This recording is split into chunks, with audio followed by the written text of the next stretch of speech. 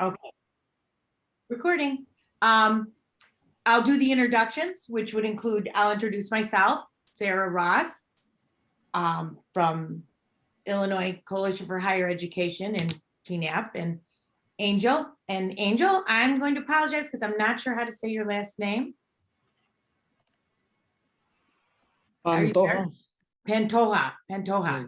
Okay, Very good. Pentoja. And I should have checked that out beforehand. So this is a lesson. Anyone who has these things, check out pronunciations ahead of time.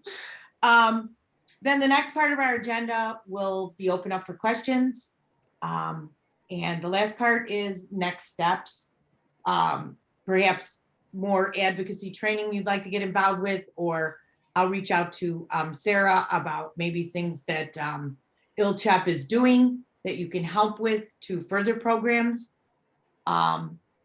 So that's that. And now I'm going to ask if everyone could just go on their chat and introduce themselves, and maybe just a real brief where you're coming from, calling from. And if you want to put any questions in there, Alyssa is here from Restore Justice staff. She is our communications director, and she will monitor the chat and some of the questions, and we will have it open for questions at the end. And I would ask everyone to stay on mute to keep down our background noise. So without further ado, Restore Justice, we're hosting this workshop, and our organization works on state level policy reforms that impact people serving extreme prison sentences, impacts people serving extreme prison sentences and their families, with an emphasis on youth and emerging adults, people who were sentenced at a young age. We do currently work with families, with people who are currently incarcerated and people who have come home, who were incarcerated at one time. We have several on our staff, I'm really happy to say. My name is Julie Anderson. I'm the outreach director at Restore Justice.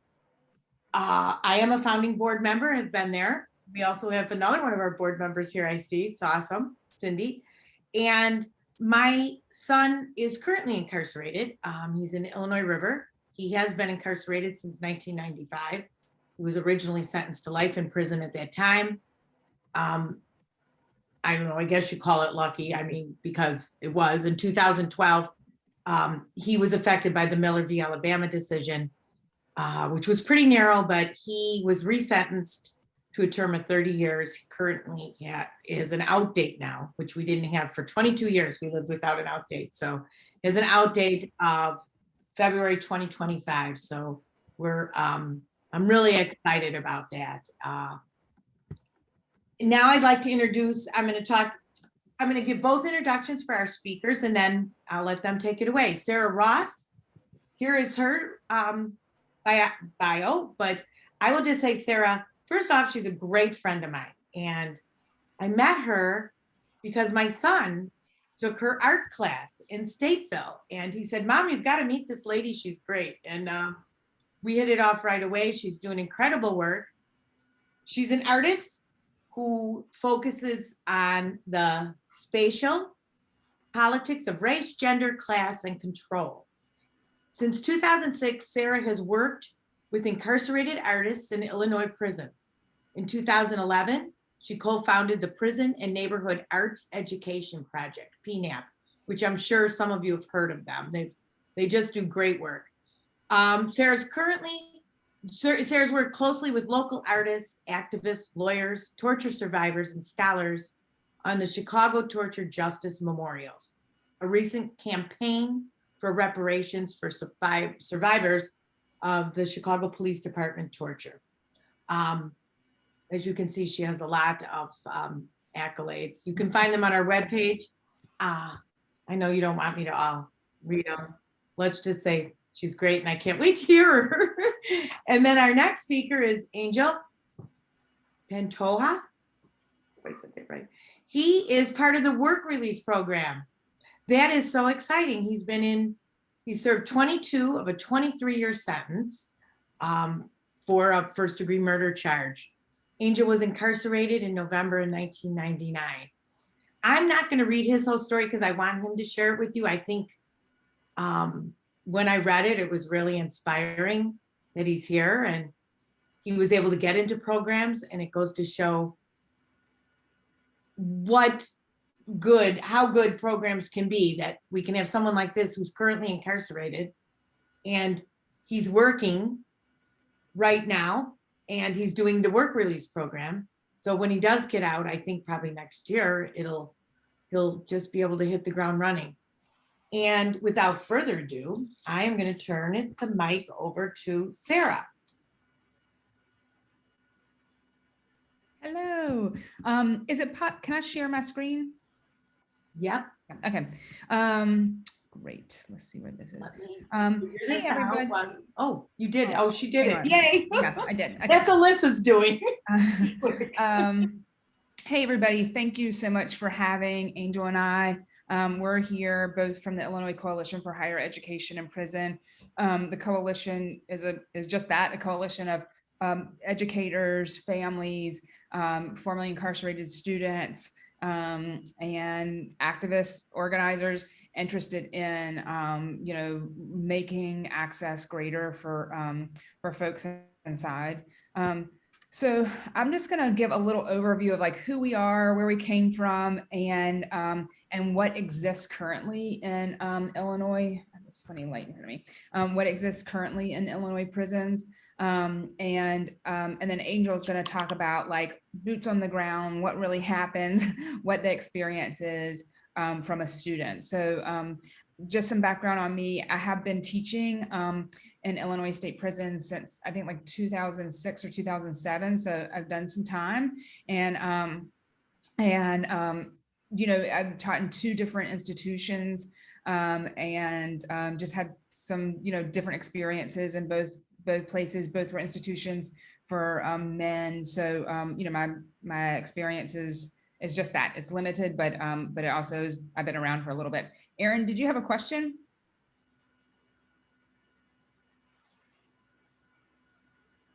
Yeah, hi, Erin. I see your hands up.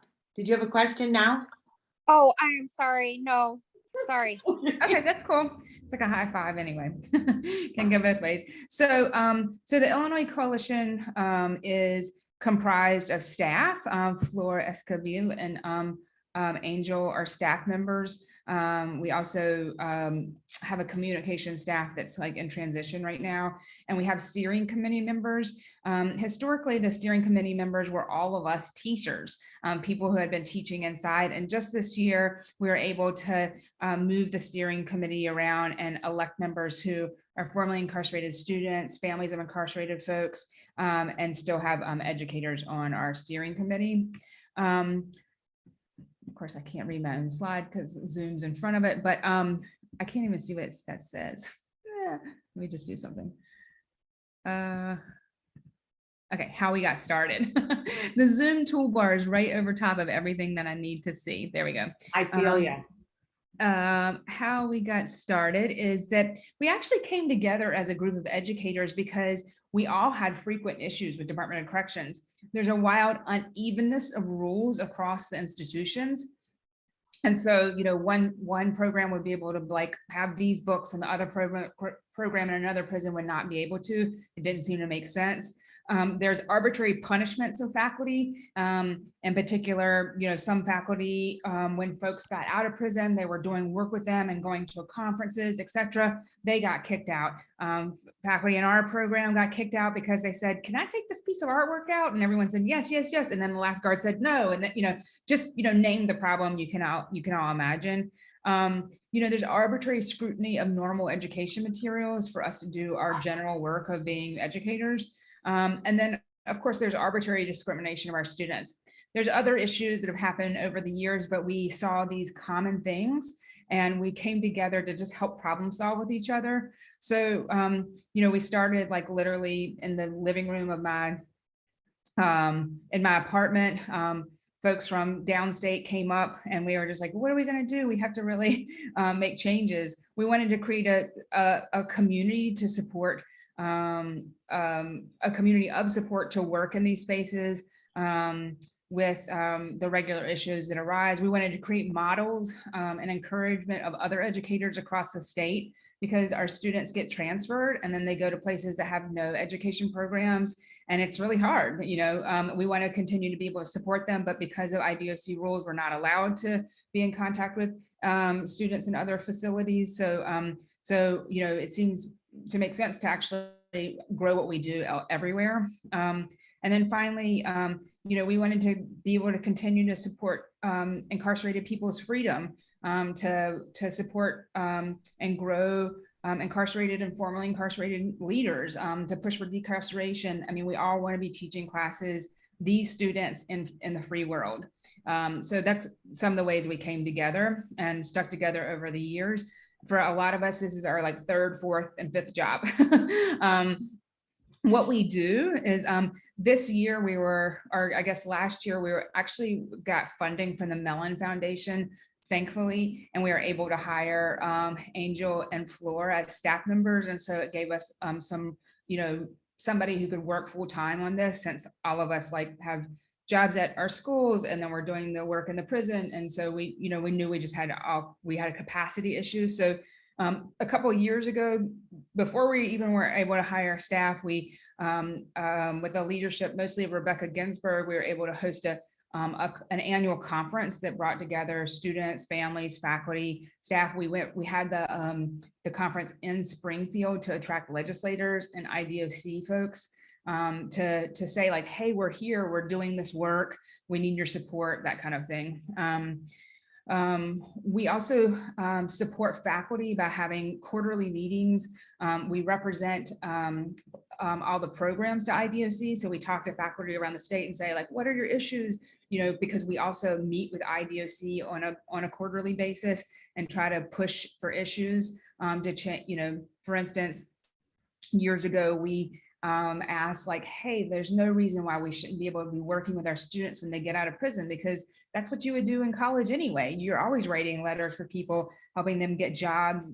Education doesn't end once a degree, gets, is off the printer.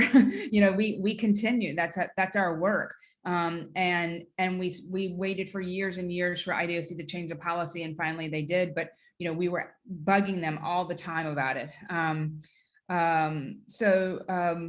We finally, work towards an equitable and expansive legislation to support and build new opportunities for higher education for people in prison. Because the landscape of higher education in Illinois is wildly uneven and IDOC is wildly punitive, our campaign, Freedom to Learn, which developed out of a book ban, that happened at Danville Prison and EJP. The Freedom to Learn campaign also pushed for the first statewide task force for higher education in prison. And I'm going to talk about that a little bit later.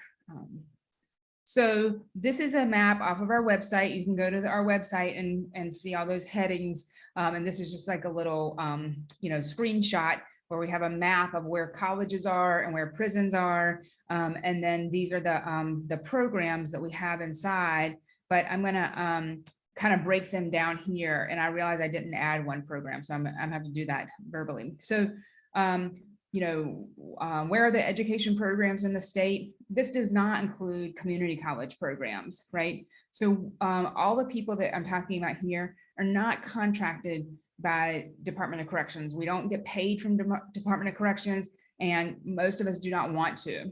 We want to raise our own money and have our own autonomy. We don't want to grow Department of Corrections in any manner other than to make sure that people get out. And so all of these organizations or universities are usually led by a single faculty member who starts something and then brings their colleagues on and just starts hustling to raise money. Adler University has an 8-week online program in applied psychology. That's at Big Muddy Prison. They're doing it all online, and it's a pilot project right now, and that they hope to expand towards a bachelor's degree in the future. So keep your eyes out for that. Augustana College They got started a couple of years ago offering classes, and just recently they got a big grant from a donor who's really interested in this work, and they're actually offering a full bachelor's degree program at Augustana College. Before I go on, I just want to mention something that I forgot to say, is that, you know, higher education, that your ability to get a degree in prison has really changed over the years. So before 1994, there was Roosevelt University, and I think like Eastern, a couple of different universities offered college classes and degree programs inside Illinois state prisons. And in fact, across the country, there were something like 300 or 400 different programs, many offered at state prisons. And in a couple of cases, I remember Boston University used to offer a master's degree, et cetera. So there was plenty of opportunity. But after 1994 Crime Bill Act, a lot of that got shut down. And then in Illinois, state funding got pulled. And so around 2000, I'm going to say 2002, somebody can fact check me, you know, pretty much all the ability to get a bachelor's degree inside was completely cut. What did happen though is that the Illinois Department of Corrections always did contract with community colleges, and maybe some of your loved ones inside have had access to community colleges. And this is a really essential thing.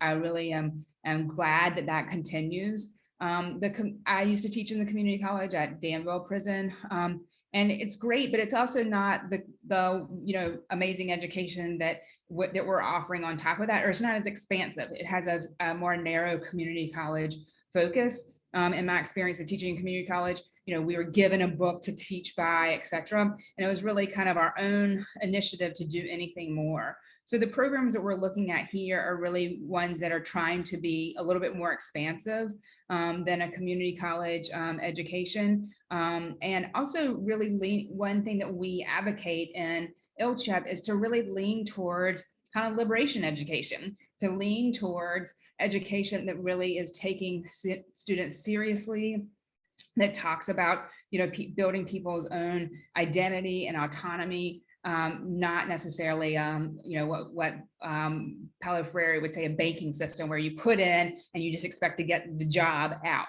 So we're really trying to think about education in the most kind of expansive humanities-based education. So back to my list, sorry, I just want to make a little caveat to remind us like where that higher education was in prison at one time, then it totally got cut.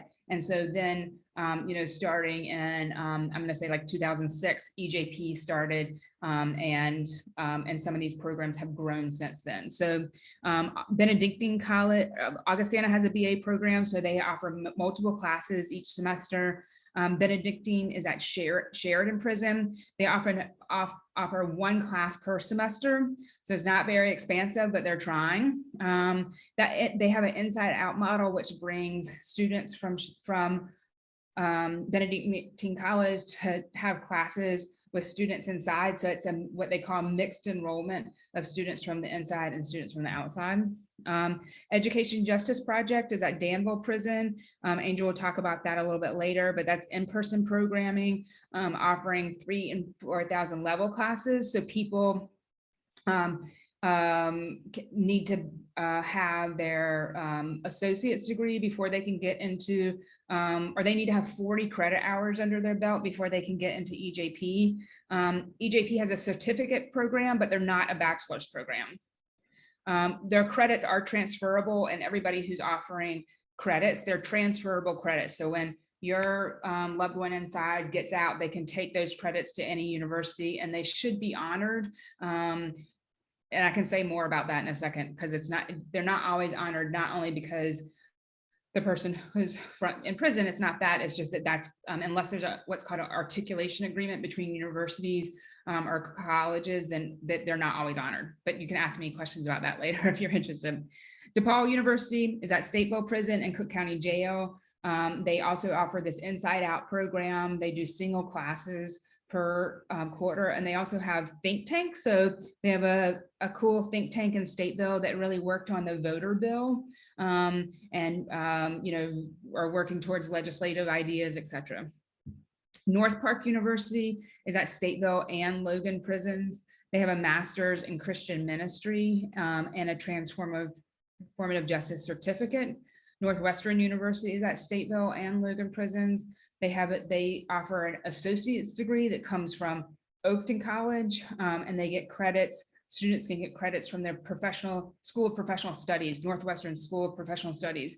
Again, that is it. When students get out, it would be up to the departments on campus of Northwestern University to decide whether or not they accept those credits. It's not a surefire thing, and that's just a normal thing across schools. Again, I can talk about that later. And then the organization that has started, Prison and Neighborhood Arts and Education Project, we're at Stateville. We offer non-credited classes. Our focus is in humanities, but also we always have art and poetry every semester. We do have a bachelor's program, but it's not a credit-based program. It's a competency-based program. So it's kind of a different style. It's this, if you go onto Northeastern Illinois University's website, it's a program called University Without Walls, so UWW. And there's a program in the free world for folks, and we have a program inside for folks. So it's a common program that, again, it's a competency-based program, not a credit-based program. And again, if you have questions, I'm happy to answer. And then we also have think tanks. Most of the programs here actually have like speaker series or film series or other kinds of engagements with either their students or other folks in the prison at large. But this is kind of the offerings that we have right now, which is not very broad. You know, it's a few institutions that are served. How do folks inside prisons gain access to education programs? I'm going to hand this over to Angel because he knows how it happens. I put a note that said request a transfer and be persistent, but Angel can say more. Hello, so my name is Angel Pentoja. Like Ms. Anderson said earlier, I am currently I'm still in prison, right? I'm in a work release program. After 22 years, I was given the opportunity to come to the North Lawndale Adult Transition Center. But the story, I guess, starts back in 1999 in November when I was 17 years old. I was kicked out of high school for having some weed on me. And not long after, I was involved in a gang shooting that led to the death of a 16-year-old boy.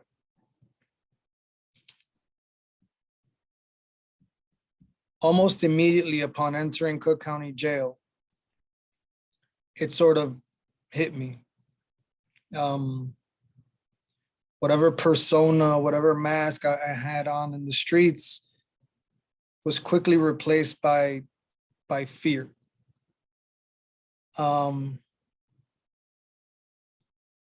However, as bad as the situation was in Cook County Jail, I was given the opportunity to attend the school wing because I had not received a GED or a high school diploma.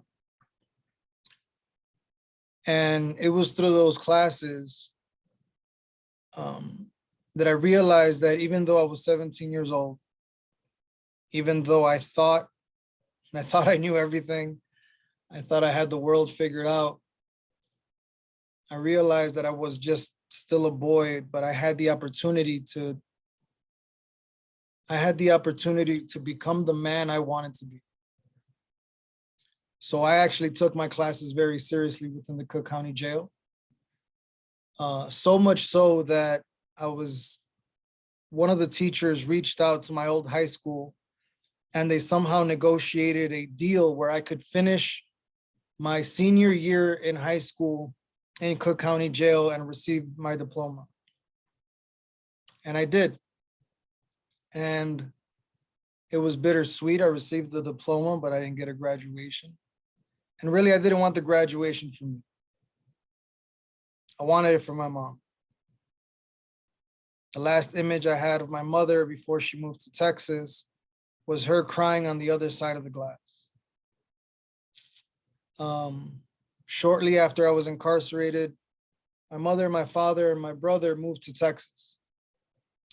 They feared that my brother would sort of follow the same path that I was on. And it hurt. I felt alone. I was 17 and my family had just moved away.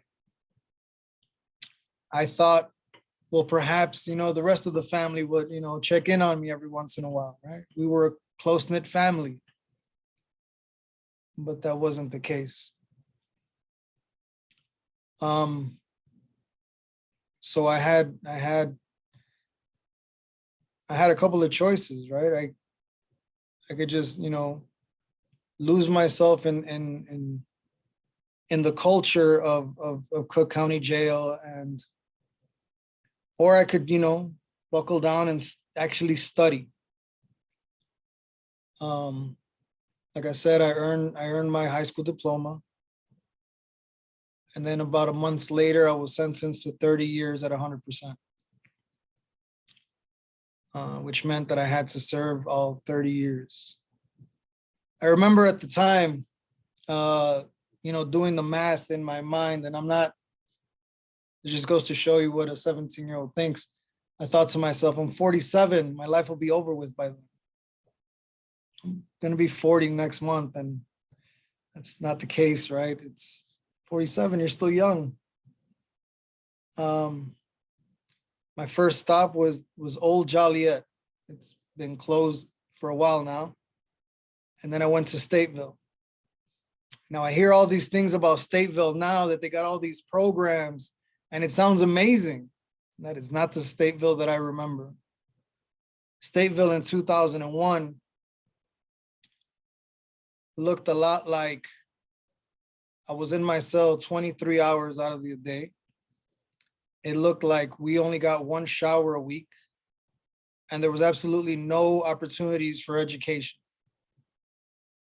I was introduced to a catalog called Bargain Book Catalog, and that sort of became my school. Whenever I received some money from family, I would hurry up and, make a money order and order me some books. And I'll be honest, I didn't understand half the things I was reading. I didn't. I sort of had to teach myself, but I still thought, you know what, it doesn't matter. I'm going to read, these biology books. I'm going to read these history books, and something's going to stick. And maybe it means nothing right now because I got to serve 30 years of my life in prison. But one day, maybe this knowledge will come in handy. It wasn't long after that I received a brand new calculation sheet that said I was given back 7 years. And I for a long time, I had no idea how that happened. I thought it was a mistake until I received a letter like 6 months later from my public defender's assistant, who told me that she just went ahead and did it because she's like, hey, you know what, it's worth a shot. And I'm appreciative that she took that shot. And it seems to me that anybody who has subsequently been able to get an education, things have just sort of aligned. There is no real template as to how people sort of succeed in prison. Things that are completely outside of their control just somehow seem to align.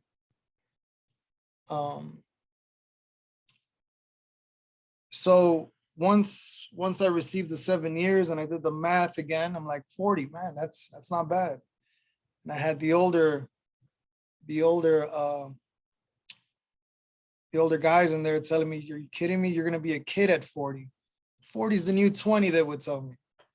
Of course, these gentlemen were all 60, and better. And for a while, they were sort of my education as well, right? I hung on to every word they said because, again, there were no teachers. There was no college. There was these old men that had done 20, 30, 40 years in prison, and they took the time to tutor me on how to survive prison and instilled hope that one day I would make it back out. I didn't get to see the inside of an actual classroom until I went to Mount Sterling, maybe 4 years later. I went to go sign up for college because I'm thinking I got my high school diploma. The college coordinator said, "Yeah, we don't see this in the system. You're just gonna have to get your GED." They're like, "Go ahead and just take your GED test, and at least this way, it'll just follow you in your permanent record. So wherever you go, at least they'll know you have a GED." And I did. And before I had the chance to actually enroll in college there, I was sent to Menard. And Menard, being a maximum security penitentiary, also had no colleges and no opportunity for education. I remember thinking that I didn't want my days to be wasted, because I knew that I was going to look back and I was going to say, man, what happened to the years 2005 to 2007? And I was going to have nothing to show for it. So I learned how to paint, right? I did it for my own, sense of purpose. And then I was transferred again to Lawrence. And then I was able to enroll in college. But I really didn't want to go to school, right? I mean, I was never really good at it when I was a kid, but I was drawn to the fact that they had a culinary arts class, and I just kept thinking fried chicken and chocolate cake. Well, I never got a chance to do the fried chicken and chocolate cake because they told me I had way too much time. And they said, but you know what? We do have a public speaking class. It's an academic class. How about you take that in the meantime? And I said, sure, why not? I didn't want to get kicked off the waiting list. I didn't want to get anybody mad because I didn't want to take that class. So I took it. And very quickly, I learned that education will take you further than any prison job or anything else that you can do in prison.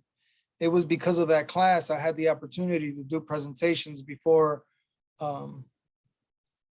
the deputy director of IDOC.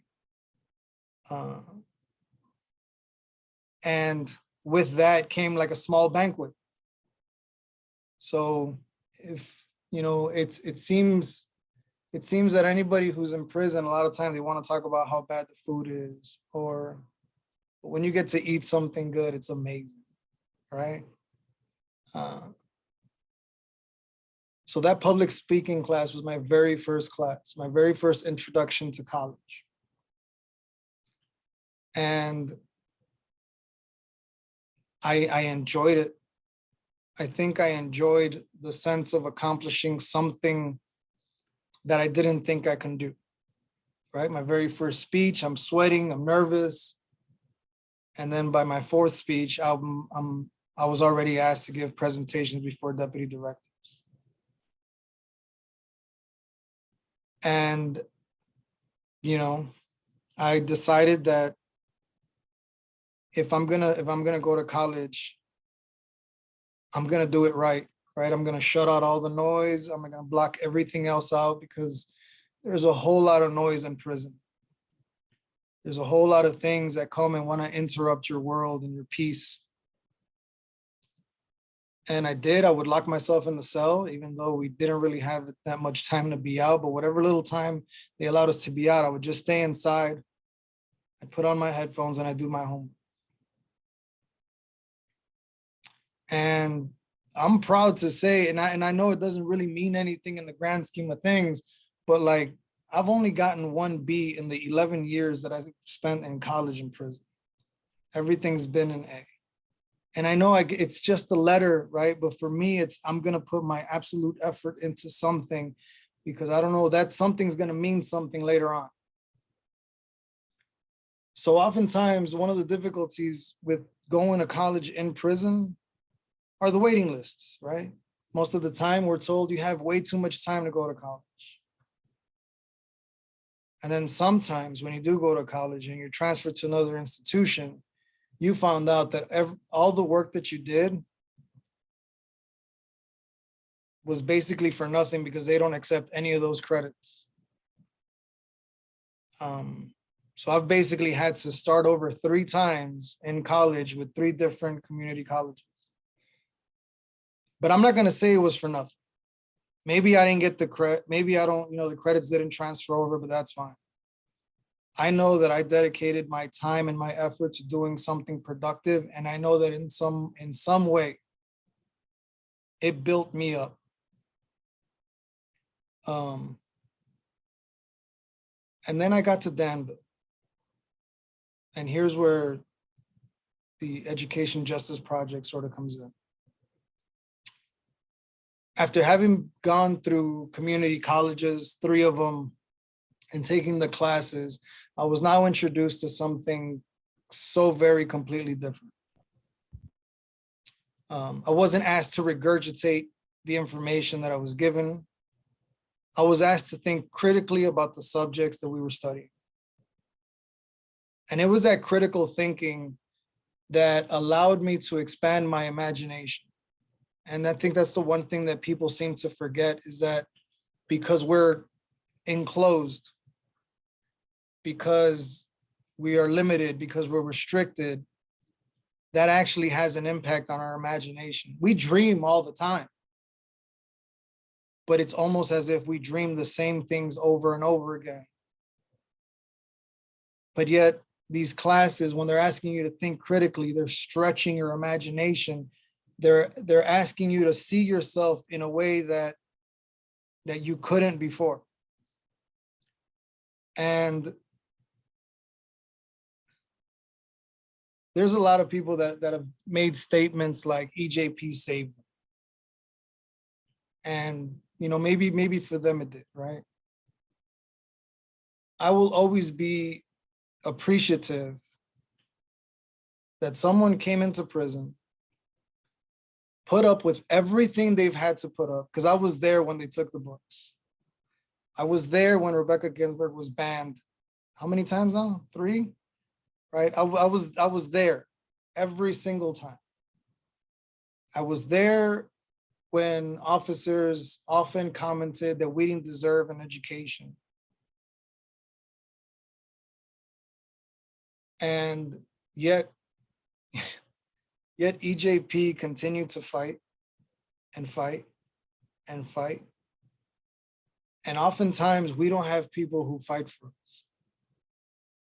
If we're lucky, we have family members who keep in touch. But just because someone keeps in touch doesn't mean they're necessarily fighting for you. And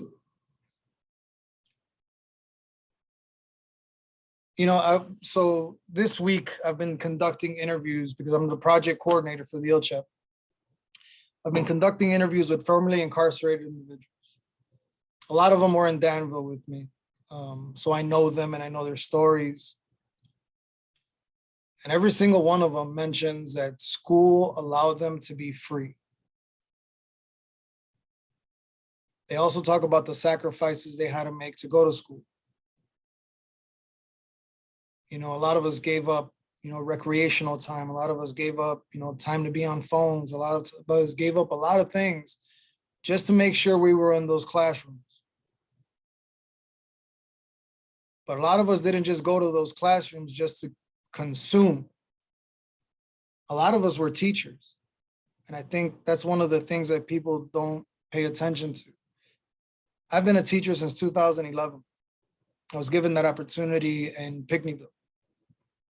I taught anger management classes. At Danville, I taught ESL classes through language partners. I was a trauma-informed care facilitator. And one of the things that I was talking to one of the persons I interviewed today was that if education is going to be successful, right? If we're going to say it was a success, it's because that student will then become a teacher. That student will then want to give back to the community. And for us, our community was on the inside. And now we came home and we're still giving back one way or another.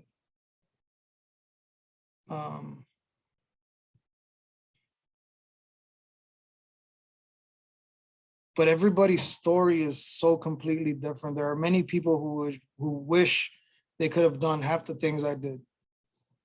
And for reasons that were completely outside of their control, they were just not allowed to. Right? I was fairly lucky in how quickly I was able to take my GED test. There are many who will find themselves at the bottom of a list, unable to ever get their GED, because anytime somebody comes along with less time, they will skip them. They will just jump over that individual. And without a GED, you're not getting into college, whether it's community college or any of the other programs that Sarah mentioned. So at the ILCHEP, we are working, and we have had conversations with IDOC about sort of changing that process. In fact, while I was still at Danville, Rob Jeffries had a conversation with 5 of us. I have no idea how we were chosen. I just happened to be a part of that bunch. And he looked at us and he said, I want to change them. He said, I don't think it's fair that those with long-term sentences can't get an education. That's great.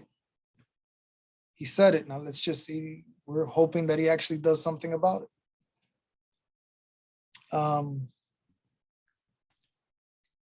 When I read the invite and it said like educating, family members, I often wonder if family members really knew what we were doing on the inside, right? For the longest time, I would tell my parents, oh, I go to college. Oh, I teach classes. And they're like, yeah, that's great, that's great. And like just recently when I came out, I expressed to them that I wanted to enroll at NEIU. And they're like, you think you can handle that? I'm like, I've been in college for 11 years.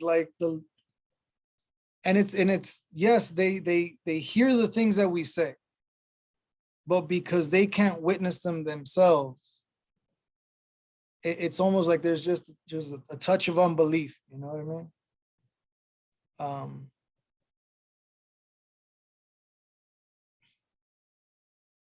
And I don't know how to sort of bridge that disconnect, right? I know family members mean well, mothers and fathers mean well, right? But I think it's just the fact that they can't see us doing those things. They can't see us, skipping day room to write papers, handwritten, by the way. No access to computers sometimes. They can't see us teaching classes. They can't attend graduations. So while they want to believe everything you say, there's that small bit of unbelief. And I can only speak personally about my sort of interaction with my family when I got out. They still see me as a 17-year-old. And they can't turn it off. And I try to tell them, look, I'm 40. Like I'm married, right? I got married in prison. I'm married. I got 2 step babies. I got a job at ILCHEP, right? But for them, even though they're in Texas, they're like, oh no, we need to go over there because we don't even know if you're eating. I'm like, it's like, I know where Panda Express is at. I'll be fine. And I think that's one of the things that the family members, they don't really know us. They just remember us. And again, that's not every case, but that just seems to be what's happening. Yeah, I just want to thank you, Angel. I just want to jump in and say that just about what our classes are like inside, from the perspective of an educator, I teach at the School of the Art Institute of Chicago, and I teach graduates and mostly graduates now, but also sometimes undergraduates. And the classes that we teach inside Stateville, and where I teach, we try to bring the very same level of education. Now, students at Stateville don't have access to a wood shop or screen printing shop or laser cutters or all the cool stuff that this school has, but the rigor of research that we do as artists and art classes and making that we do, we keep those high standard levels. We have critiques, we have guest critics come in, so I know this is true also too for the other educators that I work with, not just at Stateville, but across the state, that, one of the things that we do when we talk to educators is to remind them to always have the same level of education, if not more, because in fact, in many cases, our students inside bring it more than our students outside. And the level of work that they are doing that we need to respond to is actually more. So when we are recruiting people to teach, we usually say, like, if you're usually spending 3 hours to grade papers and give feedback, then maybe consider spending 5, because these students will give you more than you ask for. Sometimes you actually have to limit it just to preserve our own time. But education is taken so seriously by our students, and in return, we take that seriously as well. Angel mentioned something that I just want to make a tiny correction, because Prison and Neighborhood Arts Education Project that I work with, we started 10 years ago, and we actually asked students if we were routinely turning away like 80 people every semester. So we had slots for 150 people to come into sit classes, and we were turning away 80 people almost every semester. And so we asked students, like, what should we do? Should we create a bottleneck? Like, should we require a GED? Should we require other kinds of classes? And at Stateville in particular, because everyone at the time had life and long sentences, they said, no way, make no requirements. We just want to be here and be in classes.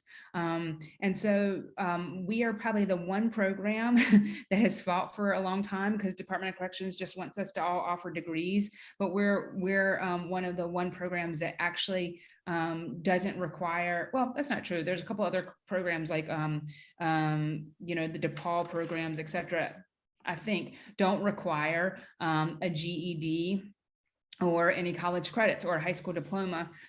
We put that in place mostly because of the ethics of our students. It was things that they requested, and we wanted to honor that and make sure that that access to education was open to anyone. And indeed, people do come into our classes, stay for a couple of semesters, and then go and try to enroll in the college program, right? But not everybody wants to enroll. Not everybody who hasn't been in school for 15, 20 years like says, oh yeah, let me try to transfer to this next prison over to get my college degree. Like that, a lot of people want to try out classes.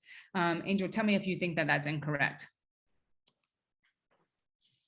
Sarah, Yeah. Go ahead, Angel, first. I have such kind of So, conversational. Sarah, as you described Stateville, again, it seems so completely foreign to me, right? Because the reason people didn't want to transfer before is because it was the closest one of the city. Right. And now we hear this a lot. People do not want to leave Stateville because it offers so many programs. Right. Sarah, do you foresee, because I know, and Angel has spoke to this, that Stateville has changed. It was maximum, which is where they're not headed there anymore. Lawrence will be the new maximum. So are they going to now, because I know you said you had lifers and things who could take your classes, are they going to pressure you to accept students based like the rest of them do on how much time before? Because I know, in fact, that most of the places will place you according to how much time you have left, right? Yeah.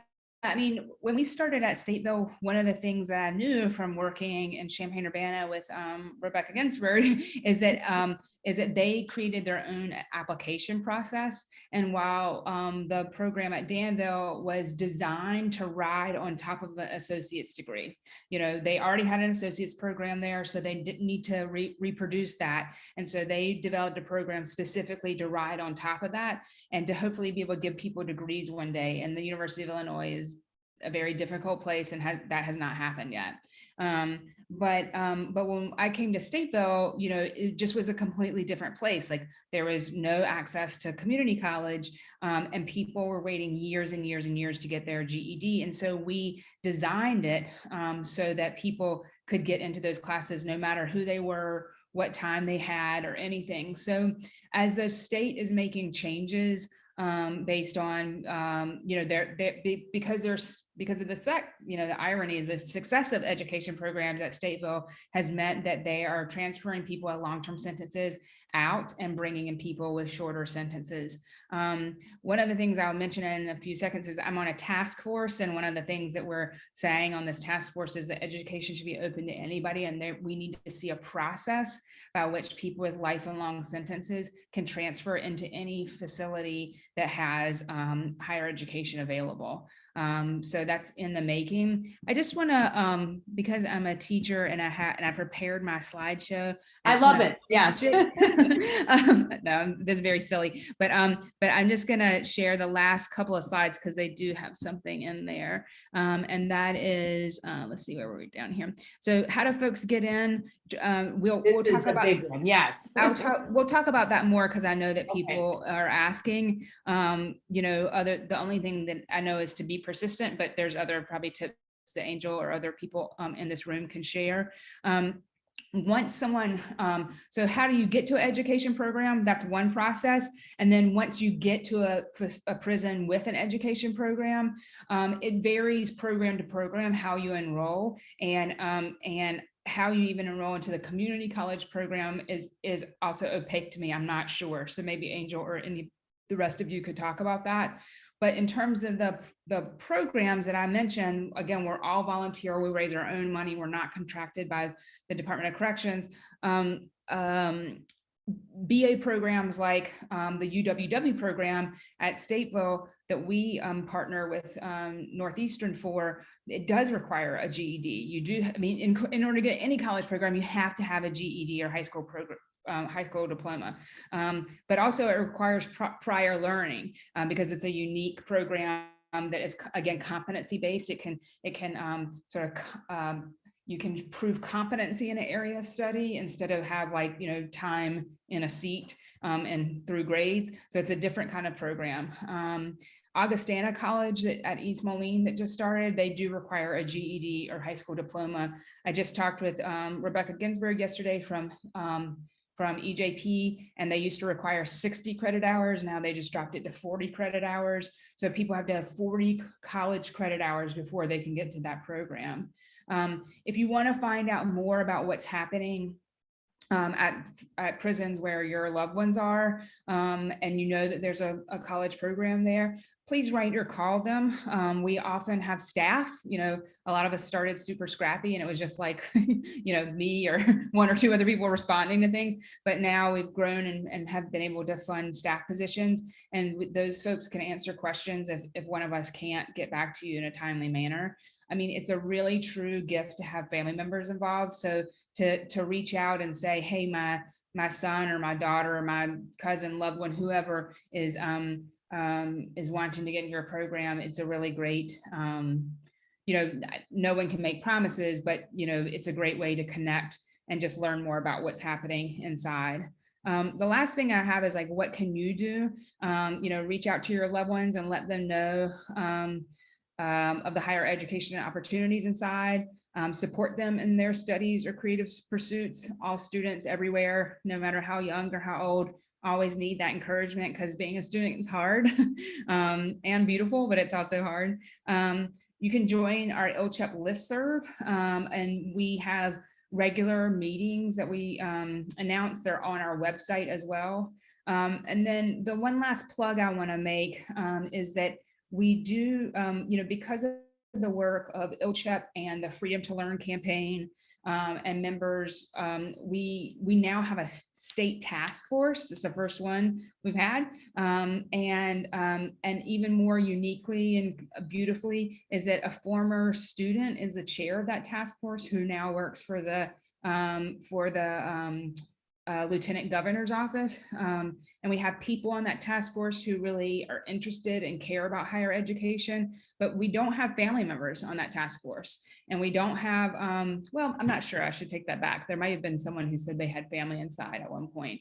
But we don't, we need more people there in those meetings. Should you be available to say, to ask questions. Of course, the way these task force meetings go is that it has to be open to the public, and we talk for an hour, and then there's public that talk. So it's not the most equitable or dialogical kind of conversation. But if you want to join the task force or just know about updates, I'm going to actually put this in the chat. And this is the Freedom to Learn campaign, which Ashton Hasselton, who's on the line here, is part of.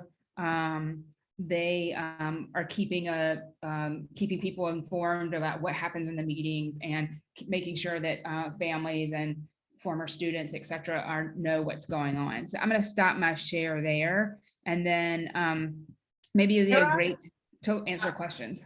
I do want to say too to everyone right now that we will, in fact, because we are recording this, and we will share this by email in the next day or two, the recording. So you will have those available too. And you'll also have the list that Sarah provided on her slides of what facilities are in fact offering programs. And I would just like to ask Angel real quick before we go over some more general questions. How would you suggest, because I think I counted, Sarah, maybe 8. Yeah. 8 out of the 28 facilities in Illinois offer programs. So we know how desirable it must be to get in those. How would you suggest to these people here that they talk to their loved one about trying to get a transfer into Stateville or trying to get a transfer to Danville or wherever? What does that look like? Because you sound like you've been pretty successful at being transferred, I'll be honest. So I have been to 8 different institutions. And Danville was the best one. So my success in getting transferred is kind of misleading, right? Some of those transfers were disciplinary transfers. We don't want those. No, don't want those. And the thing is, the one thing that was sort of released this year was IDOC's restructuring plan and how they're basing everything on disciplinary history.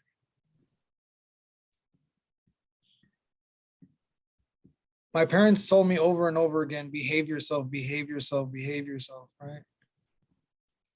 And the thing is, that's really going to be very, very important going forward, right?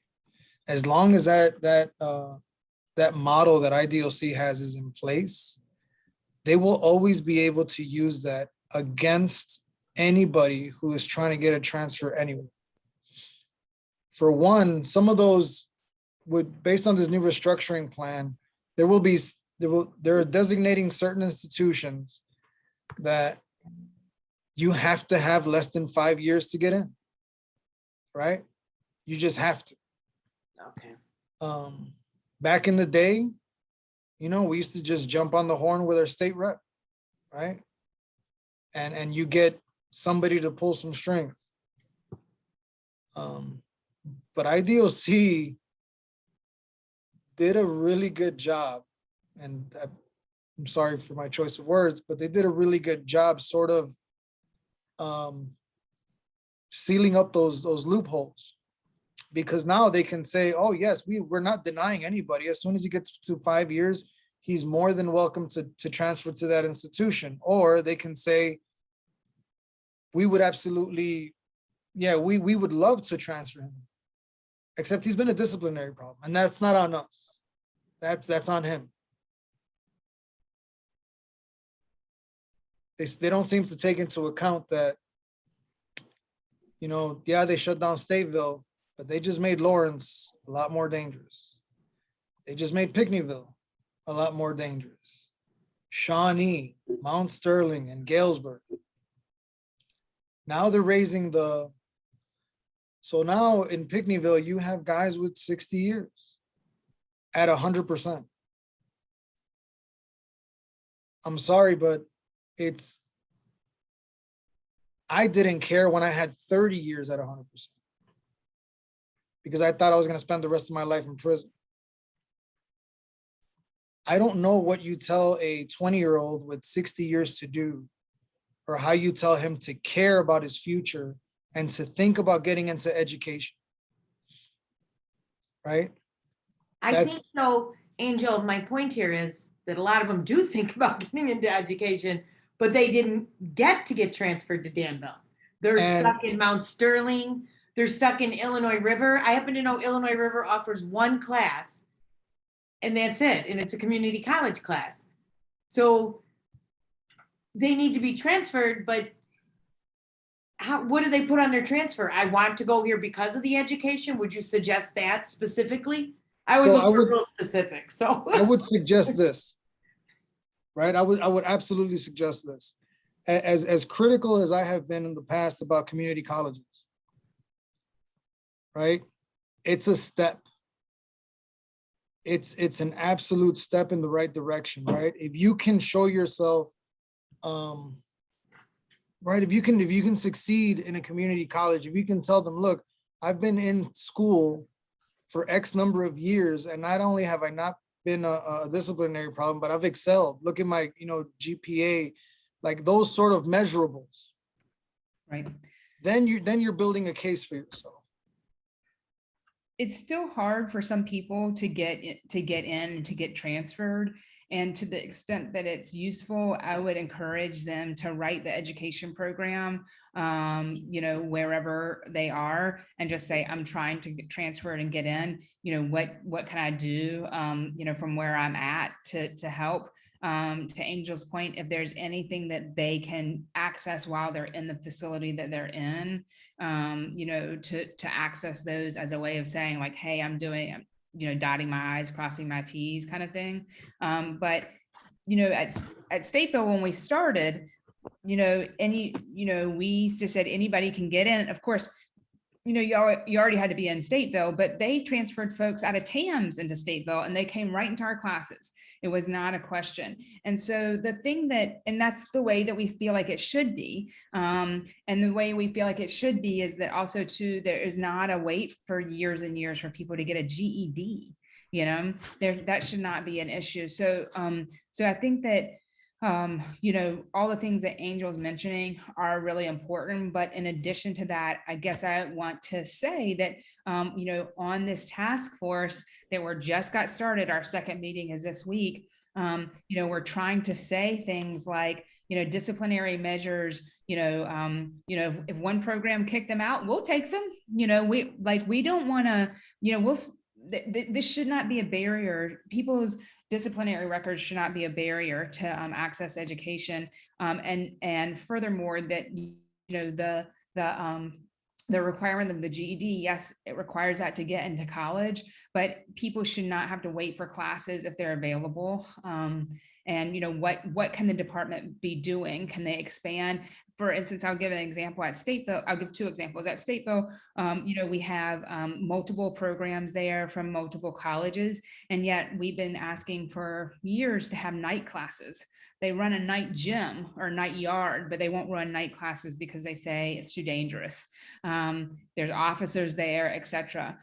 We also know that people in education programs, like I've never had a fight break out in education class. I've been teaching for 15 years. I mean, people are never, nobody's going to screw with the teacher. I can tell you that. We're really trying to push for not letting these kinds of things be the barriers. To the extent in which we'll win, we'll see. It's only our hope. We've been fighting with them since we walked in the door and started this in the beginning. But the director does say that he wants to have education accessible. He wants people with long-term sentences to be able to get education. And we know and believe that folks who have long-term sentences still deserve education, and it's not something that just gets sort of quote unquote left inside, that they talk to their family members, they talk to their kids, and that education always exceeds the boundary of the person. We just know that. The one other little story I'll say is that during COVID, I was like, how could I forget that that word COVID? During COVID, strangely enough, the chief of the director reached out to me and said, we want to do murals inside, because all the George Floyd riots and everything had just happened, uprisings had just happened, and I think that they were worried about, they wanted a way to quell anybody's problems, right? I was reading a text with my students today. It's like art can be seen as like a cheap riot prevention program.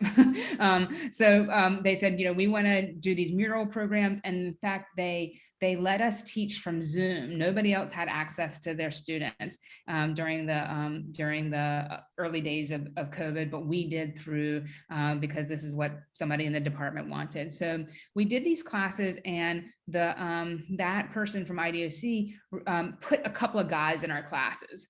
We didn't have a say who it was. We usually have our own application form, and we talk about building a class community and whatever, but she just put some of these guys in our classes. And one of them had just come out of, I don't know, Pontiac or Menard, and had been sent to Stateville for disciplinary reasons. Or no, had come out of some other facility and been sent to Stateville for disciplinary reasons and got into the art class. Fast forward about 8 months later, we're trying to get Department of Corrections to not transfer people with long-term sentences out of Stateville, because those are our students, and we don't want, only if people want to go, fine, but we don't want to lose our students, and they don't want to go to places where there's no programming. And so we're on the call with the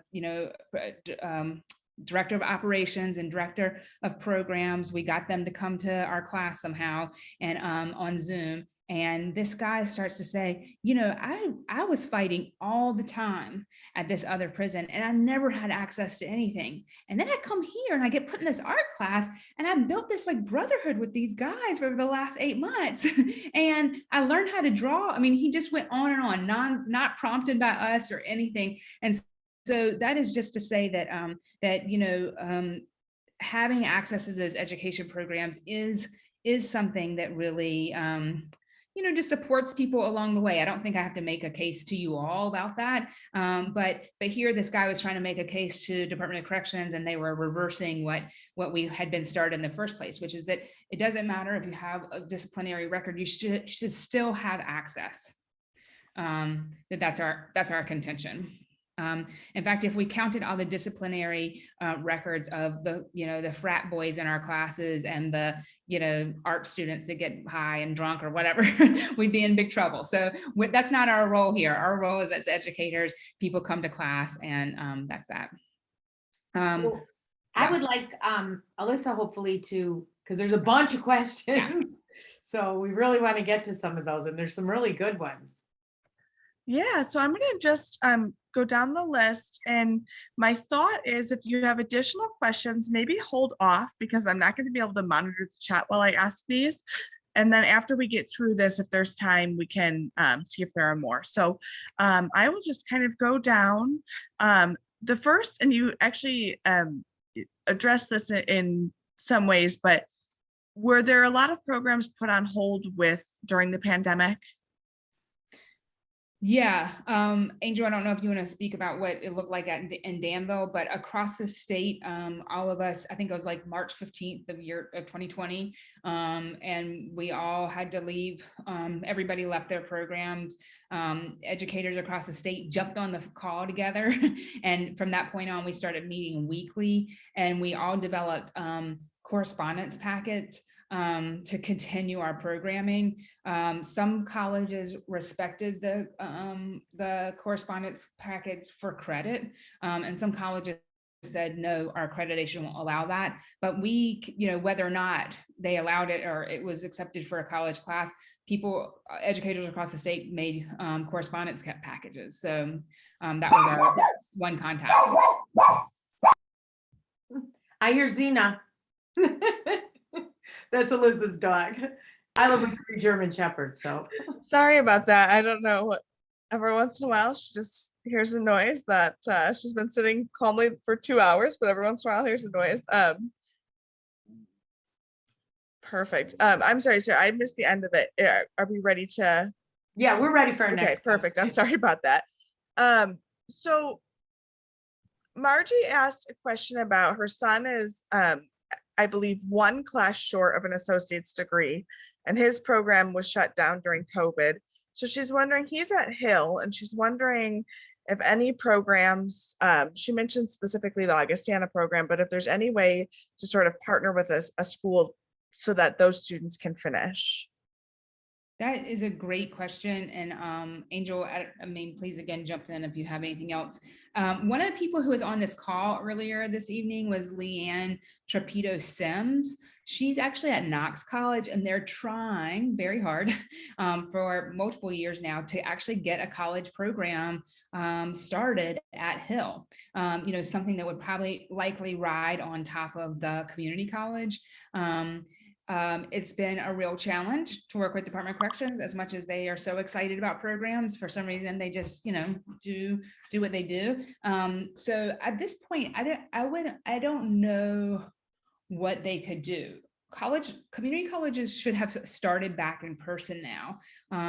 All the colleges that I mentioned in the slide, was like on a thread with all of them over the last several weeks and months, because we thought for sure that we were going to go back, and then we weren't. And everybody has been able to go back. And we were the last ones, and we just got approved this week to go back.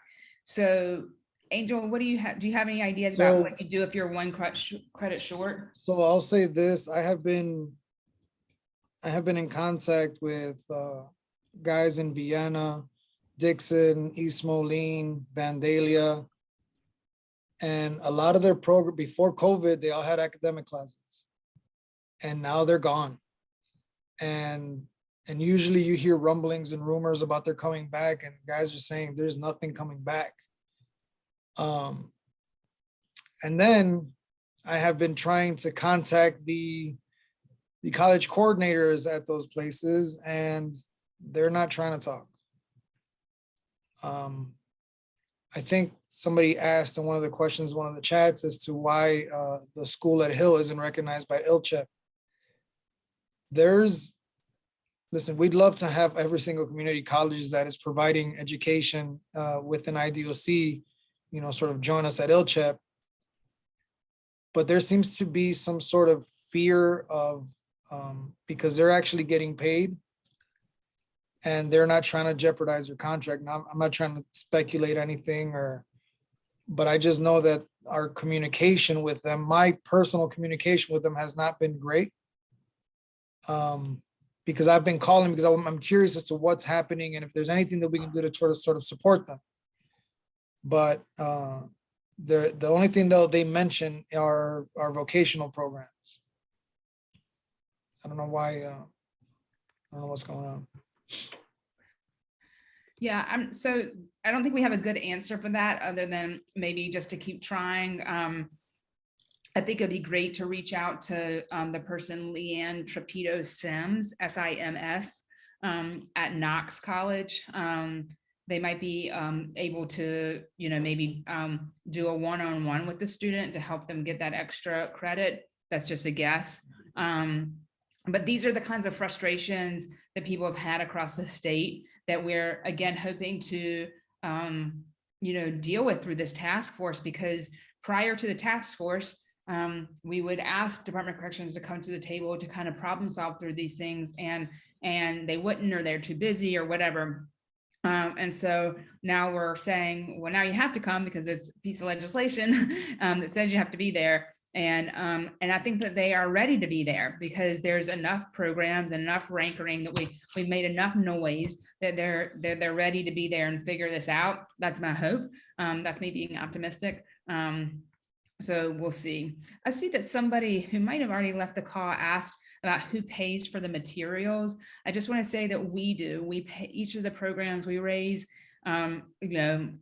hustle, beg, borrow, whatever, raise money to pay for the programs. In our case, where PNAP is the first program in the state that has graduated people with a bachelor's degree since like the 1990s when the last programs were in. And we had a private funder that said that they would fund, 10 or 6 students at a time, something like that. And we've been able to continue to ask that funder for money. Pell Grants are coming back. I think that that's supposed to be around 2023 that that's going to happen. But just so it's clear, Pell Grants only pay for the student's tuition. It doesn't pay for all the infrastructure of it doesn't pay for the infrastructure of being in the facility teaching. So tuition dollars will go to those schools, and to the degree that those schools actually give it back to the program is unclear right now. But we know that the tuition dollars often are far less than the cost of books, extra tutoring, the materials for reading and writing, et cetera, because those costs are usually put on the student outside of tuition. There's one other program that I meant to mention that's also not on our list. So it's Knox College at Hill. We hope that they're going to have something, in the next year is our hope. But there's also Eastern Illinois University. So Eastern Illinois University is a state college in someplace south of Champaign-Urbana, and they went to Department of Corrections and asked, hey, we want to get started. And Department of Corrections said, oh, start at Danville, which was kind of mysterious because there's already a program there. And so we've asked them to help expand, like when there's not a program at a place, to go there as opposed to go to places where there's already programs. But nonetheless, Eastern Illinois went there, and they are the one program that Department of Corrections is paying to teach classes there. So how, why, we don't know. It's unclear, but they are actually paying, we think something around $10,000 a class for students to be in classes, and they don't pay any of the rest of us. And again, I don't think we would take it because we really have been, want to have that kind of autonomy and want to be able to offer the classes that we feel are important for our students. And in the manner that we feel is important to our students. So that's not to say that Eastern Illinois wouldn't be able to do that, but they've started as an online program only so far. And so we'll see where that goes. Can you, before we go any further, because you mentioned Pell Grants, and maybe not everyone on the call is familiar with what that is because they haven't been around in a long time. Yeah.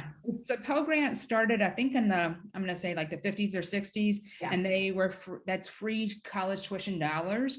It was a way that people in low income brackets could access tuition dollars to go to school, and you don't have to pay it back. It's not a loan, it's money straight to you.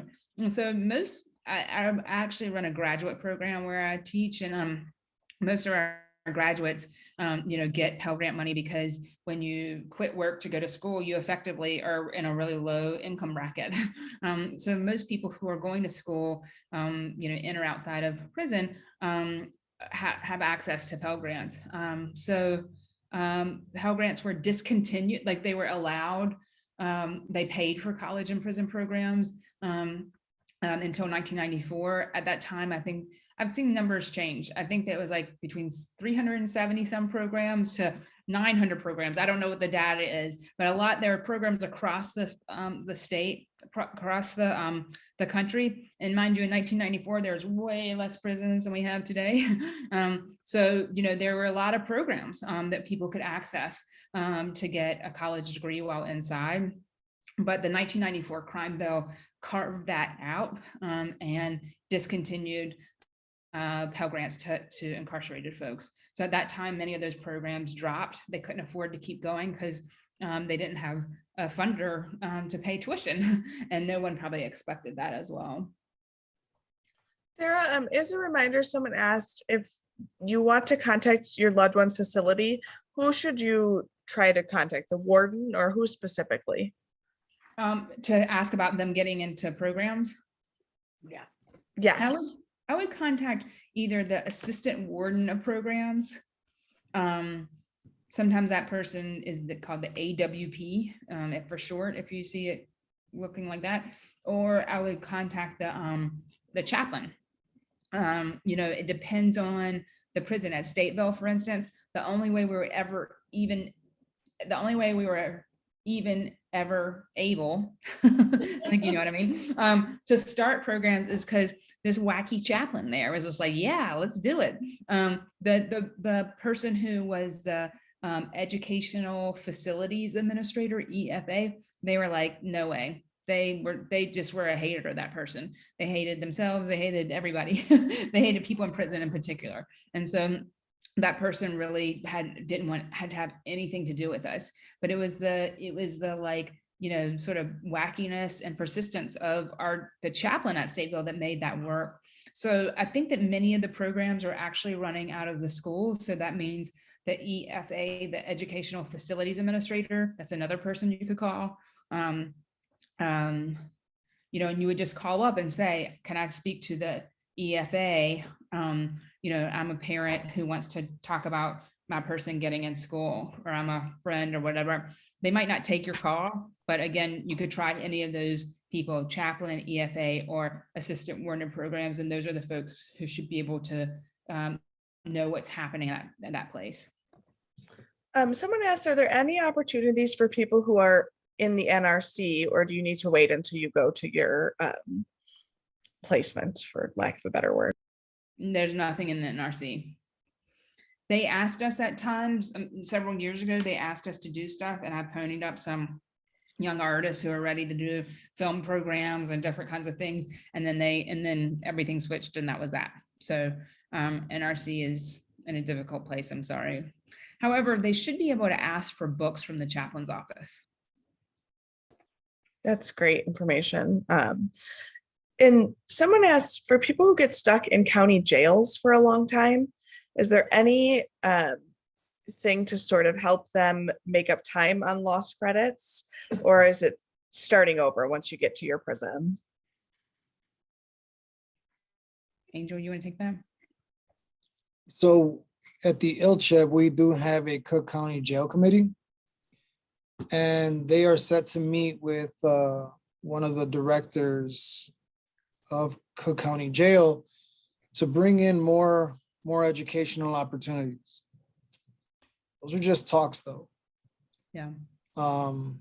At the moment, there are a few programs, but the one thing that people need to understand is that Cook County Jail has different divisions, right? I think they just closed down Division 1, but they have multiple divisions. I was in Division 9 in 1999, and every single division is ran like its own personal fiefdom, right? It's whoever's in charge of that division does whatever they want, and that is very, very similar to IDOC.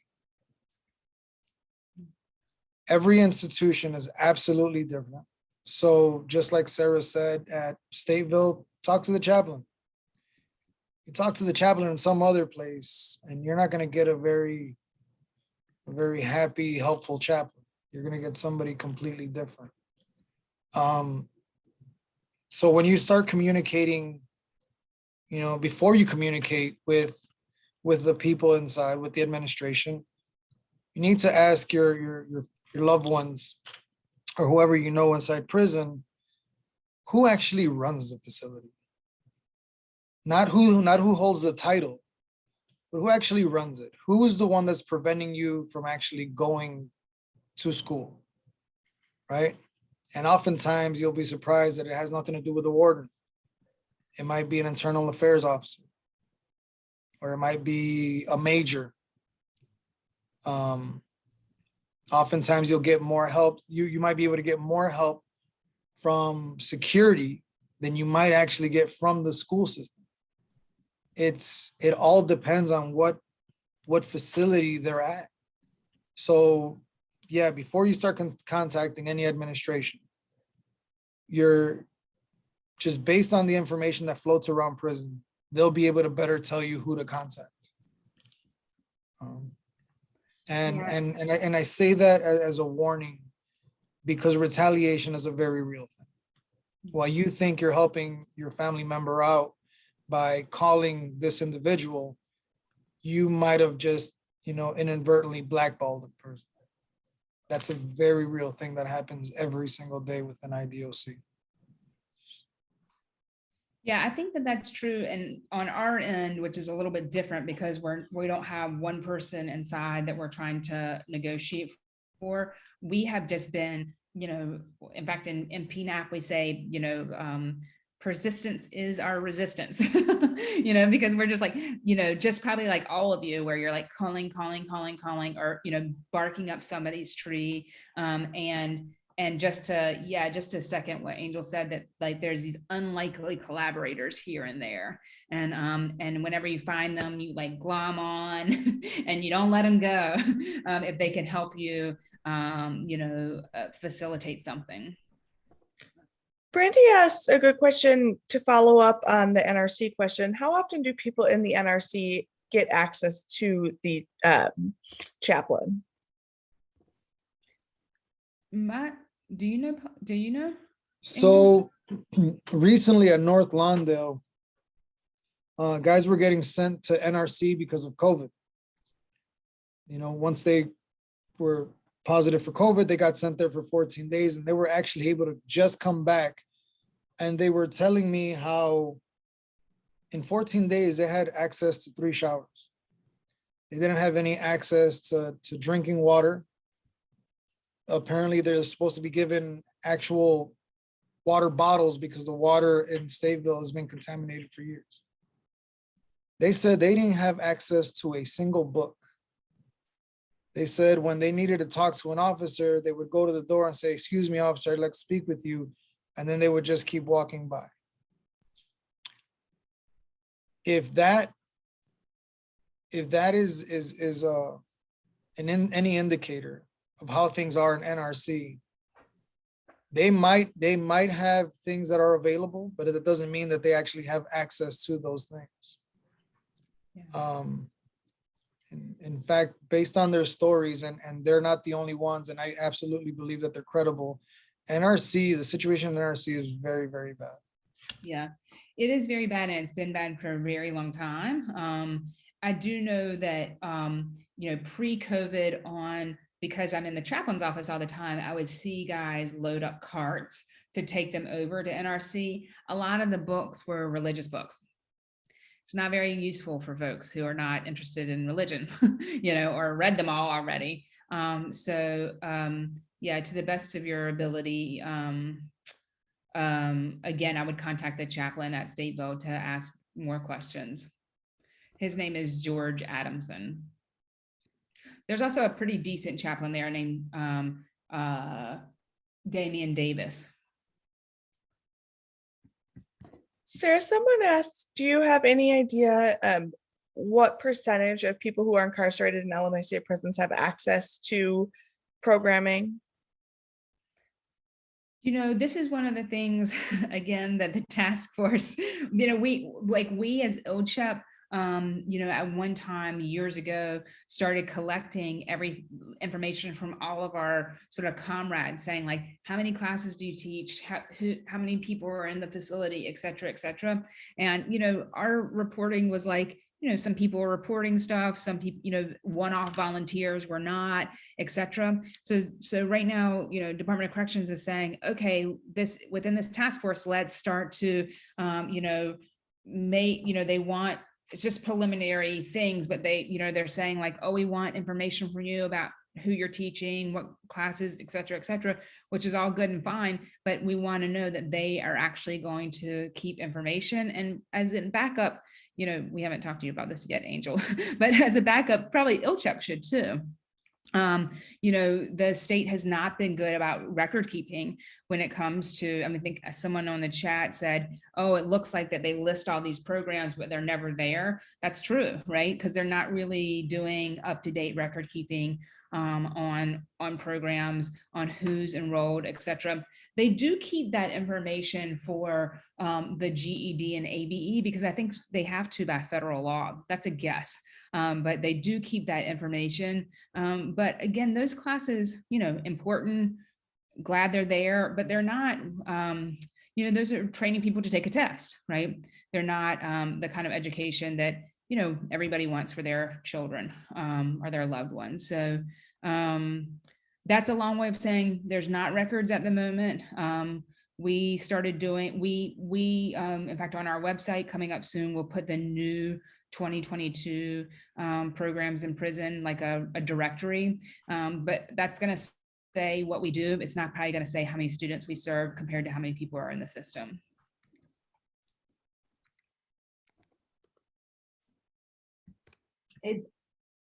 Yeah, I'm going to say that there's only, if there's 8 that have colleges, you know, out of 28 facilities, it's like 27 or 28%, something like that. So if we were talking about the percentage of people that have access to programs, it's going to be a very low percentage. Right. Unfortunately, and I think ILCHAP is definitely working to change that. And I think legislators, a lot of them kind of realize that, you know, we've talked to quite a few, and our thing is about sentencing at Restore Justice, but when we've talked to them, a lot of them are like, well, they're not really preparing people, or, you know, what about programs? And you're like, yeah, what about programs? Right. So I'm hoping that this will be, your task force will be a timely thing. Is there more questions, Alyssa? Sorry. You know, there were a few questions, but not about education, more about wanting to know more about Angel's story. And I'm wondering if That's so if we're ready for that, or the way to do that, whatever you think, Julie. does anybody else here have questions about the education thing? Because any other ones? I know Aaron maybe does. No. Okay, then sure. Why not? If you guys still have a little bit of time, everybody's game. Okay. Yeah. So Angel, and I think this was Oh, Erin Maria. Hammond raised her hand. Oh, Erin, go ahead. Sorry. Okay, this No, is a real not at hand all. raise. No. What? This is a real hand raise this time. I was just curious. I've heard a lot of talk about the packets. My son is in Robinson Correctional Center now, and he has been given the answer that you talked about earlier. You have to be under 5 years. There's nothing available for you, et cetera, et cetera. So I know you stated who to contact, that type of thing, but packets when he was at Pinckneyville seemed to reach more people because he was able to do that. And that was after he had been given the answer, you have too many years. Do you know if packets will continue to be a thing, or is it something that could be made more accessible so that at least they could start getting something to work on, even if the credits aren't recognized? Right. I'm not sure who the packets are coming from. Do you know, Erin? I don't know. Okay. So it'd be good to ask him who the packets are coming from. As far as we know, we don't know anybody who is in Pinckneyville, or where else did you say he was? Robinson. Robinson, yeah. So I don't know anybody who teaches in those facilities. So it might be the community college, but I'm not sure. One thing I do want to explain, and this might be annoying and not a great answer for folks, but one thing that people have asked us to do for years is like, will you start a program in Hill? Will you start a program here, there, etc.? And one thing that ILCHAP has pushed for is that unless it's an online program like what Adler's doing, then, and we've also pushed for not very many of those at all, because we know that in-person education is really where it's at. We really push for, or we're trying to push for educators where they are to start programs. So for instance, before the pandemic, we actually, like the week the pandemic started, we, and Ashton probably could say more about this because she was doing so much work on it, had started a whole conference in central Illinois, south of Springfield, trying to get educators from SIU, from East St. Louis, from all the different area schools to get involved. And so that work was really put on hold because of the pandemic, because we all scrambled and, half of us got burnt out trying to do the correspondence and just deal with all the changes at our own programs.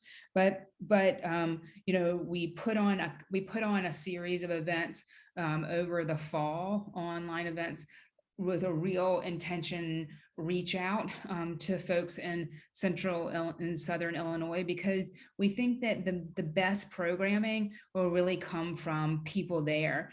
Currently, North Park and Northwestern, who are located here in Chicago and teach at Stateville, they are doing programming at Logan, the women's prison in central Illinois.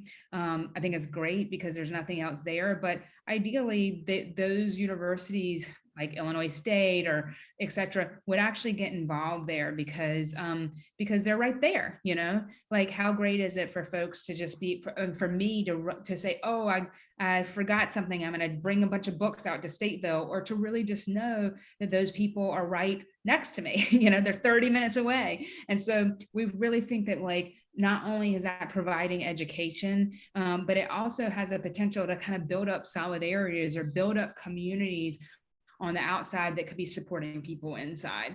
So I know it's a long game, and it doesn't, meet this immediate need, which is really real, but that's kind of the vision that we're having, or we're trying to push for, because we think that in the long game, it will really build up larger support across the board.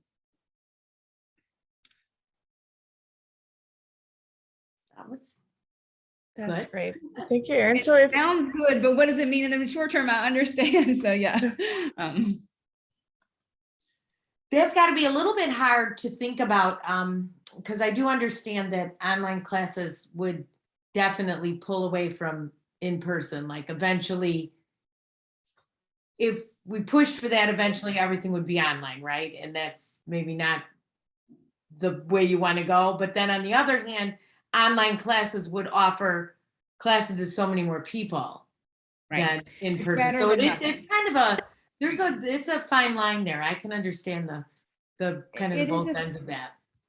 It is a fine line. I mean, I will say that there's something from my perspective about like walking through the prison and looking at the conditions and seeing what that is. Does that mean that I'm out here every day, fighting for conditions? No, but I can speak with the kind of urgency of like why I think, people should have access to resources and eventually get out of prison, and I think that when you zoom into a class, it kind of just feels quite different. But something's better than nothing. Again, we're just trying to think about where to put our capacity, because we don't have tons of it. Yeah. That's a hard one, because the fear is that they would just go the whole way the other way. I know the VOC, and I had a great fear about visits for years, so I could definitely see it with education, right? Yeah. That, if it's easier for them, then they're going to do it out that way. Yeah. But I think we had questions, you said, for Angel. Yeah, if we're ready. So I think Maria asked, and she's gone, but hopefully we can share with her. She or Margie may have asked about the process that you were able to go through to get resentenced, and sort of when you received your new sentence, how far were you already into your original sentence? I was about 6 months in, and the process, I honestly don't know anything about the process. I was sitting in Stateville, and I just got a piece of paper that said that I had a new sentence. And then, like I said, 6 months after that, I received a letter from the public defender's office stating that they submitted some sort of resentencing motion. But I was not involved in the process, and I had absolute no control over what was going on. So that was the second part. You had an attorney still working on your case, right? Right, so apparently the public defender's office did that while I was in, I had already been sentenced. And then Angel, someone asked a little bit about work release, if you know how many work release programs there are and how you were able to get into that, and sort of a little bit about your experience with it. So as of right now, there are 3 men's facilities and 1 women's facility. There's 2 in Chicago. They're almost right next to each other. One's Crossroads, ATC, the other one's North Lawndale, and the other one's in Peoria. So right before COVID hit, a memo came out from IDOC stating that now anybody with a violent case, they still had their restrictions on what kind of cases, but even if you had a violent case, you were eligible to submit. That didn't mean you're gonna get it, but now you're eligible to submit. And I have been waiting, over 20 years for that memo to come out. At the time, I was working on my clemency. So I just took all the information that I had for my clemency, made a copy, and I just gave it to my counselor because I wanted to make the best possible argument, just to be considered. Because if I didn't get approved in the institutional level, I was never going to make it to Springfield. And it just so happens that my counselors, I had worked for them. I was a peer educator for several years. I was a mentor. Like I said, I was teaching down there. So everything that I had a copy of, everything that I claimed in my clemency petition, they knew was true. So they're the ones that took the information and pushed for it. And I had to get a letter signed from the warden. And the letter is basically a letter that sort of, the letter says that she doesn't believe that I would be a danger to society, right? Most wardens aren't willing to put their signature on something like that.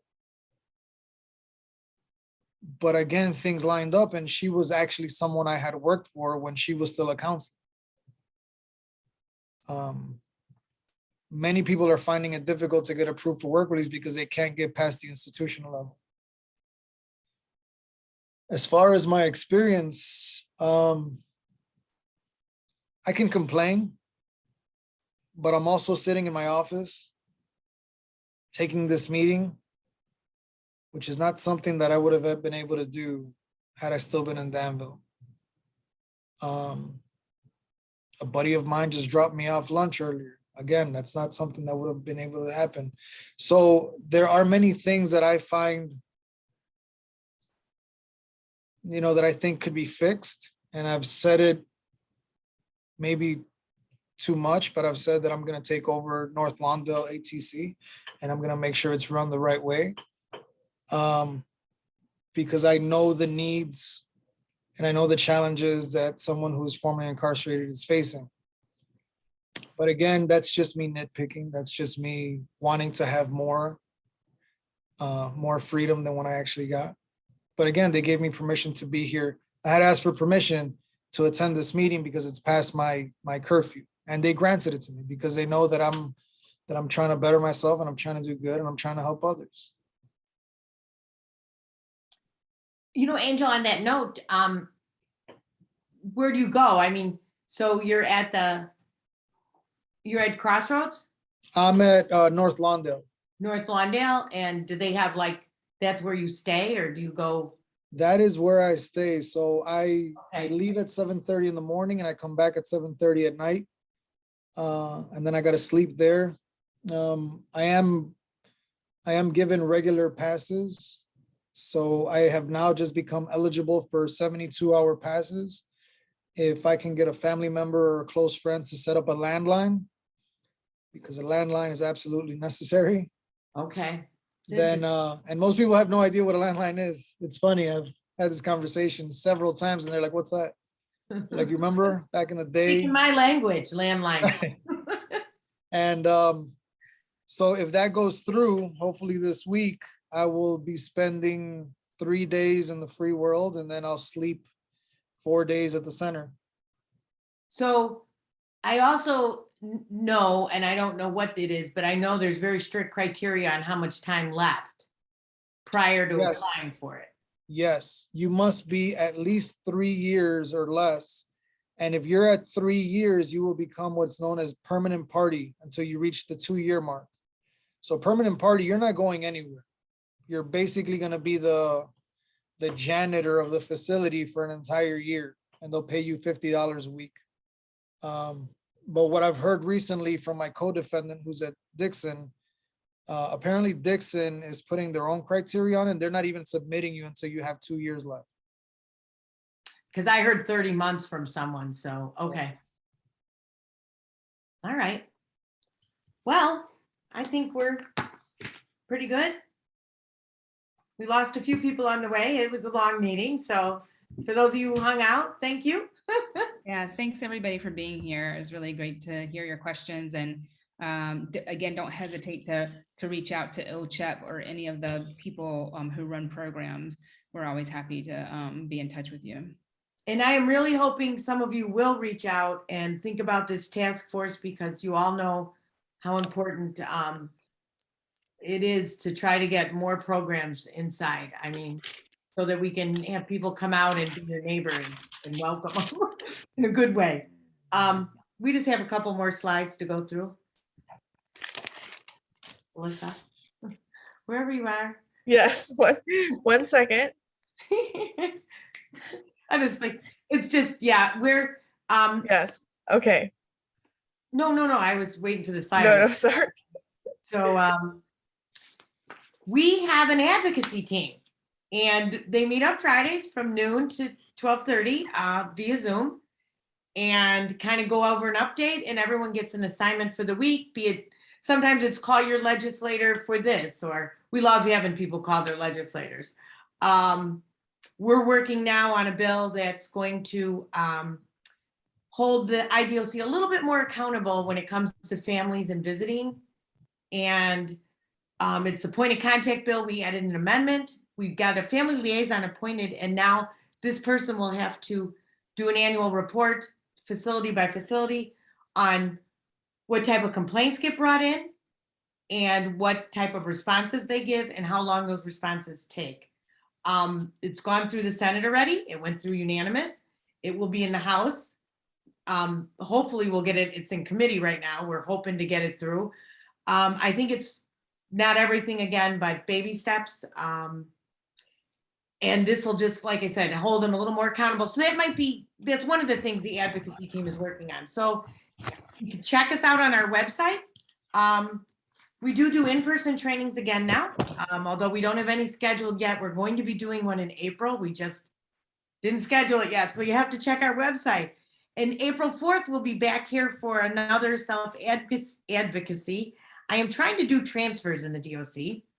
The DOC, if I can get someone to come, is sometimes less than transparent on things. So it's a challenge to get someone and share that information on their end. But I will keep you posted. And if not, then I'm going to talk about, because there's another subject, I want to talk about voting and voting rights, which is someone's working on. So thank you all so much. Thank you, Angel and Sarah. Sarah, I'll see you tomorrow. Sarah's going to be at our CRIC meeting. If any of you, our family support meeting. Thanks, everybody. Good to see you, Sarah. Bye. Good to see you. Bye. Bye. Thank you, Angel. It was very good. Thank you, thank you. Yeah, it was really nice to meet you, Angel. Thanks for Very coming. nice to meet you, Ms. Anderson. Julie? See you soon tomorrow, right? Yeah. I'll talk to you later. Okay, Okay, have a good bye-bye. one. You too.